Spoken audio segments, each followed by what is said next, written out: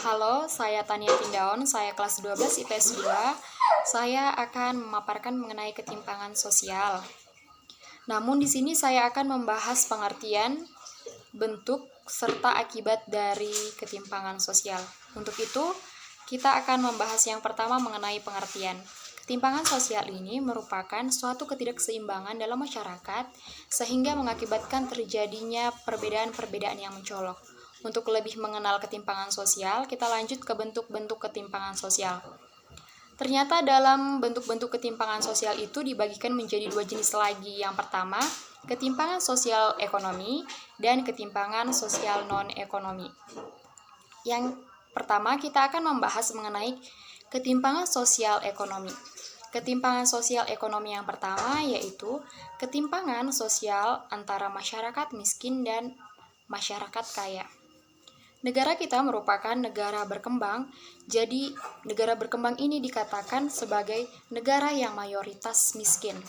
Mengapa kita dikatakan negara mayoritas miskin? Itu dikarenakan penghasilan kita yang rendah, namun pertumbuhan penduduk yang sangat tinggi. Yang kedua yaitu ketimpangan sosial antara pemilik modal dan buruh. Mengapa negara Indonesia masih miskin? Sedangkan investor-investor asing sangat banyak di negara kita, itu dikarenakan jumlah cabang perusahaan sangat banyak di Indonesia, namun mempekerjakan masyarakat kita dengan upah dan gaji yang kecil. Yang ketiga, ketimpangan terhadap pembangunan yang terjadi karena pemerintah. Ini terjadi pada perkotaan, di mana di kota sangat banyak terjadi pembangunan seperti tol, aspal, sedangkan di desa tidak sama sekali. Bahkan aspal pun seperti kita ketahui tidak ada dalam suatu desa atau wilayah pedesaan. Oke, yang kedua, kita lanjut ke ketimpangan sosial non-ekonomi. Yang pertama, ada pendidikan. Kita sebagai generasi milenial, patutlah kita untuk memiliki pendidikan yang tinggi atau cukup untuk masa depan kita ataupun untuk modal kita mengikuti zaman-zaman ini. Namun dikarenakan adanya perbedaan si miskin dan si kaya ataupun penghasilan tadi, terdapatlah kesulitan dalam menggapai pendidikan yang untuk lebih tinggi di negara kita ini. Yang kedua, ketimpangan terhadap budaya global dan budaya lokal. Mengapa ini dapat terjadi? Itu dikarenakan kita generasi milenial juga atau para kaum remaja itu lebih memilih untuk mencintai kaum kebarat-baratan seperti BTS contohnya, daripada kita seorang Batak tidak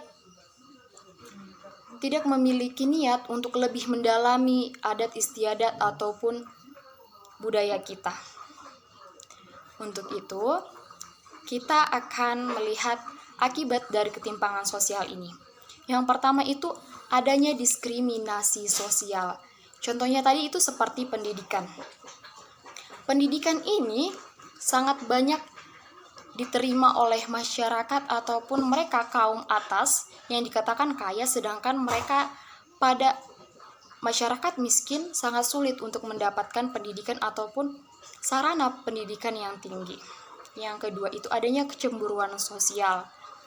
Kecemburuan sosial ini seperti yang kita ketahui ini merupakan tindakan yang sangat negatif.